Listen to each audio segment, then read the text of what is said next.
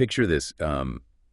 It's like the middle of the 1800s, and you have these two huge empires, right? And they're both kind of reeling. Yeah. They've gotten a taste of just how strong the West has become industrially. You've got Russia. They just got absolutely crushed in the Crimean War. Right. And then there's Japan, Yeah. forced open by Commodore Perry and his, pretty intimidating American warships. Oh, yeah. Both of these empires are scrambling to modernize, but they go about it in totally different ways. Absolutely. One is this sprawling, giant of a country steeped in tradition, and the other is an island nation just kind of suddenly thrust onto the world stage. Yeah. What happens when these two empires both desperate to catch up? What happens when they collide? Well, it's interesting because the result of that collision, the Russo-Japanese War of 1904-1905, it really shocked everyone. Japan, the underdog, ends up winning. Yeah, it's a seismic event. It shakes up the whole global power structure, basically throws out the old rule book. But to really understand how this happened, we need to dig into the totally different paths these two nations took on their journey to becoming industrialized. Okay, so let's start with Russia. Okay. Their story, it's almost like a warning, Uh-huh. a cautionary tale. Yeah, I see what you mean. From the beginning, they had this massive obstacle, serfdom. Mm-hmm. Millions of people tied to the land, basically stuck in a system that was like the opposite of a free market. Right. How could they even think about an industrial revolution with that kind of structure holding them back? It was a huge obstacle. I mean, think about it. Industrialization needs people to be able to move around, to go to cities and work in factories. Serfdom just completely blocked that in Russia. It's like trying to run a race with your legs chained together. Yeah. And even when Tsar Alexander II tried to modernize with the Emancipation Manifesto in 1861, freed the serfs, even that was full of problems. Right. It wasn't just like, okay, you're free, and that's it. There were all these conditions, these redemption payments that the newly freed serfs had to pay to the landowners for the land they were now supposed to own. Exactly. And on top of that, they often ended up in these communes called mirs, where the land was owned collectively. Yeah. Not really a great way to encourage individual initiative or entrepreneurship. Right? No, not at all. And it gets worse. These redemption payments often drove peasants deeper into debt, making them economically dependent on those same landlords. A system full of contradictions. Wow. But Russia was determined to catch up, to prove they were a force to be reckoned with. Yeah.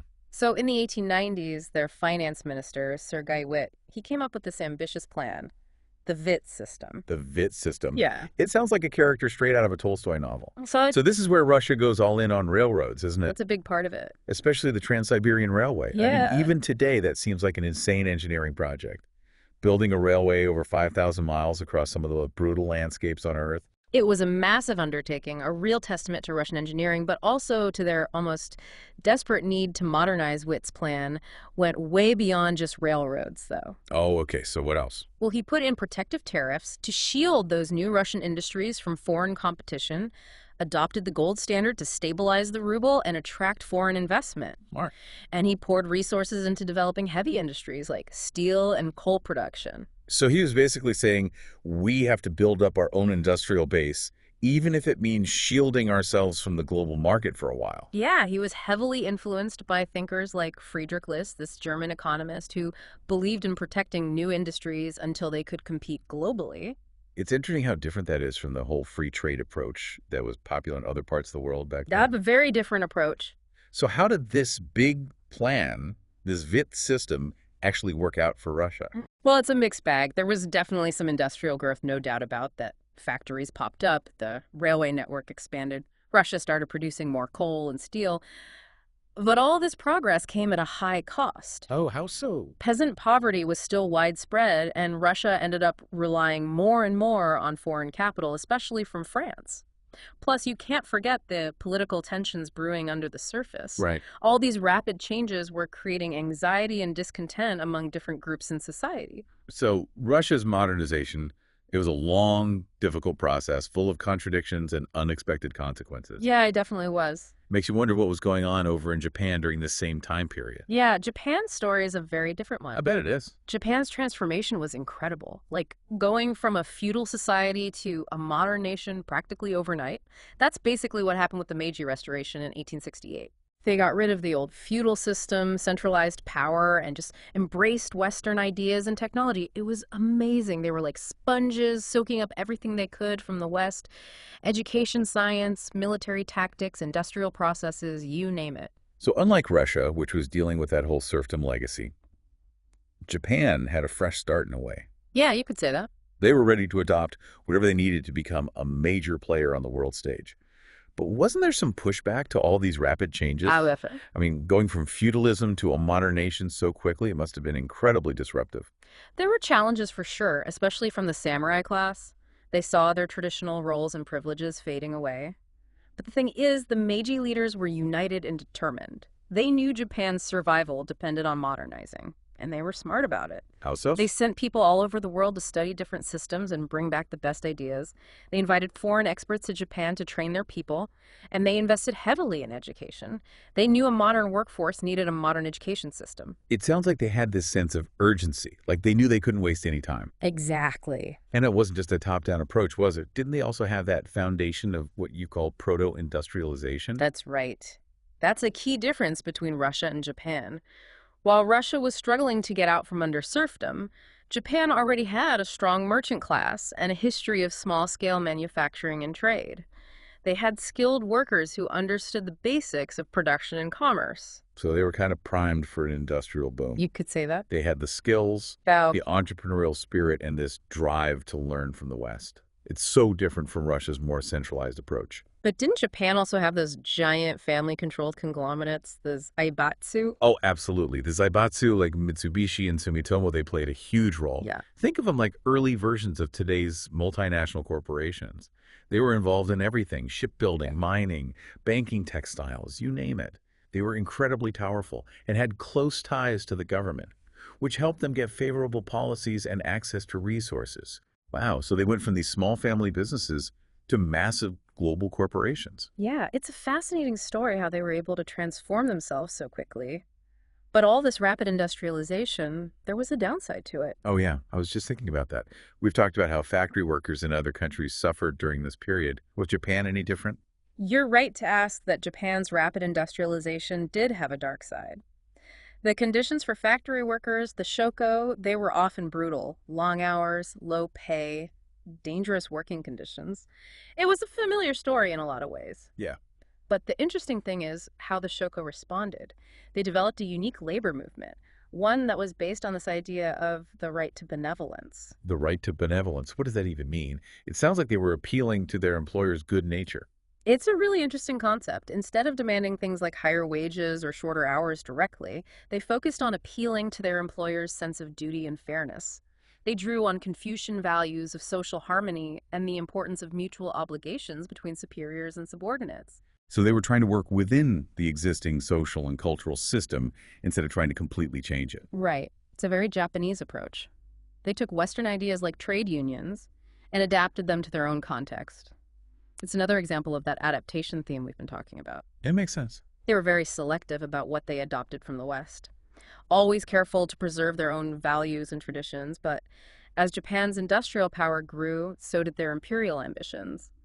And that inevitably put them on a collision course with another rising power in East Asia, Russia. So this is where those two paths to industrialization finally meet. Exactly. It's almost like fate. Two empires, both driven to modernize, both trying to expand their influence, both competing for dominance in the same region. What were the main things that led to this clash, this showdown between these two industrializing giants? Well, to understand the conflict, you have to think about the global situation in the late 19th and early 20th centuries. Empires were still the big players, and both Russia and Japan wanted to expand their territories and their influence. They both had their sights set on the same prize control of Korea and Manchuria. Korea and Manchuria. Why were those areas so strategically important? Korea was seen as a gateway to the Asian mainland geographically and economically. Whoever controlled Korea controlled access to vital sea lanes and trade routes. Manchuria, on the other hand, was full of resources, especially timber and coal, which were crucial for industrial growth. So it was classic competition between empires. Both Russia and Japan saw these regions as vital to their own interests. It sounds like a recipe for conflict. It was a very tense situation, and things really escalated when Russia started making moves to assert its dominance in Korea.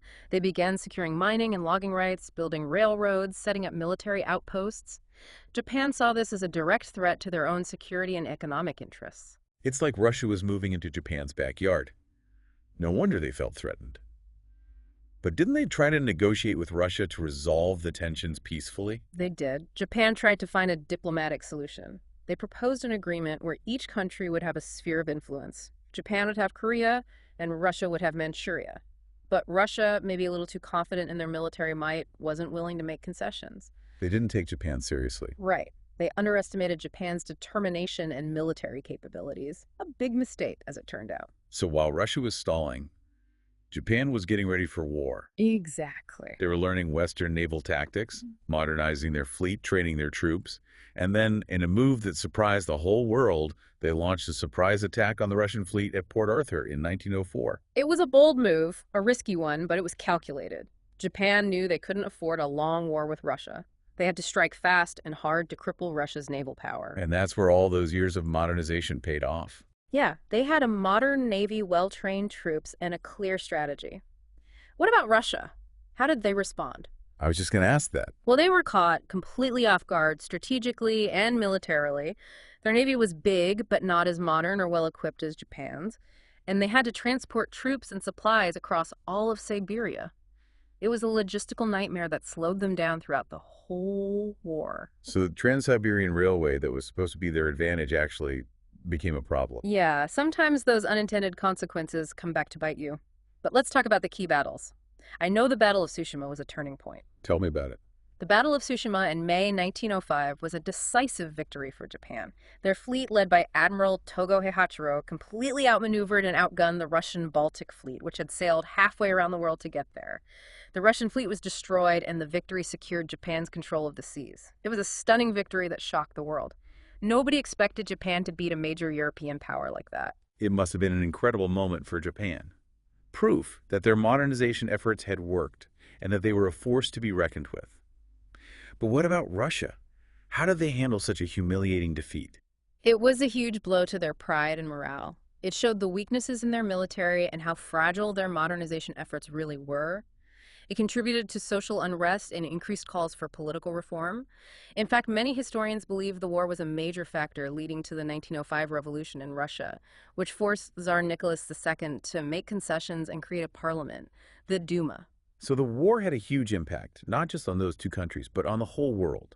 It challenged the idea of European superiority and inspired nationalist movements all over Asia.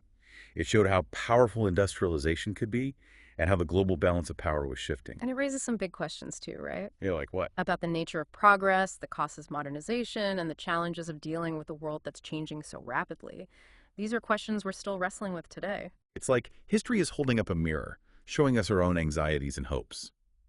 By studying these past experiences, by understanding the choices people made back then, we can learn valuable lessons about how to navigate our own uncertain future. It's amazing how these two empires, Russia and Japan, they went about industrialization in such different ways, but they both ended up in this huge war that changed everything. It makes you think about how different societies deal with change and how those choices can have effects that last for generations. What do you think is the most important thing we can take away from these stories, especially as we're going through our own period of fast technological advancement and globalization? I think Russia's struggles show just how tough it is to try and catch up in a world that's constantly changing. They were trying to squeeze centuries of development into a few decades, and it put so much stress on their society, their economy, their political system. It's like building a house on a foundation that keeps moving. It makes you wonder if their top-down approach, that frantic push to industrialize, if that was actually part of the problem. Maybe a slower, more organic approach, one that took into account their existing social and cultural structures, might have worked better in the long run. That's a good point. They were so focused on copying the West, on the factories and railroads and technology, that they forgot about the human side of things, the need for social and political reforms to go along with all those changes. And that's where Japan's story is so interesting. Their success wasn't just about adopting Western technology. It was about adapting it to their own culture, using their existing values and traditions to create a unique model of industrialization. They understood that modernization wasn't just about machines and factories. It was about transforming their entire society. Exactly. They were masters of adaptation. Think about their concept of time thrift, which the historian Thomas C. Smith wrote about. It wasn't just something forced on workers by factory owners, it actually fit with their cultural values of discipline, efficiency, and working together. They were able to blend Western techniques with Japanese spirit, and it created a system that helped them rise so quickly. It's a good reminder that there's no single path to progress. What worked for one country might not work for another. Every society has to find its own way to balance tradition and innovation to manage both continuity and change. But even in Japan, where industrialization was pretty successful, there were still costs, right? Oh, absolutely. The Shoko, the factory workers, they worked under terrible conditions. They paid a heavy price for Japan's rapid industrial growth. It reminds us that progress often comes with a human cost, that the benefits of modernization aren't always shared equally. And their labor movement, with its focus on the right to benevolence, it shows how resilient they were and how they tried to deal with these new industrial realities within their own cultural framework. It's fascinating how they tried to balance the demands of industrial capitalism with their traditional values of social harmony and mutual obligations. It's another example of that adaptation we've been talking about. It is. And these stories, these different but connected paths of Russia and Japan, they give us a lot to think about as we face our own challenges in the 21st century. How do we manage rapid technological change? How do we balance economic growth with social fairness? How do we keep our cultural identities while being part of a globalized world? These are questions every country, every person is dealing with today. It's like history is showing us a reflection of our own fears and hopes. By studying these past experiences, by understanding the choices people made back then, we can learn valuable lessons about how to deal with our own uncertain future. These stories show us that history isn't just a bunch of dates and facts, it's a collection of human experiences, of successes and failures, of lessons learned and forgotten.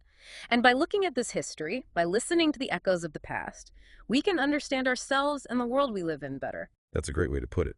If this deep dive into industrialization have you wanting to learn more, we recommend checking out the Industrial Revolutions podcast.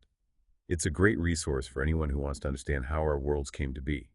Thanks for joining us on this journey through the world of industrialization, where empires clashed and the map of the world was redrawn. It's been a trip through time, but it's also a way to reflect on our own present and future.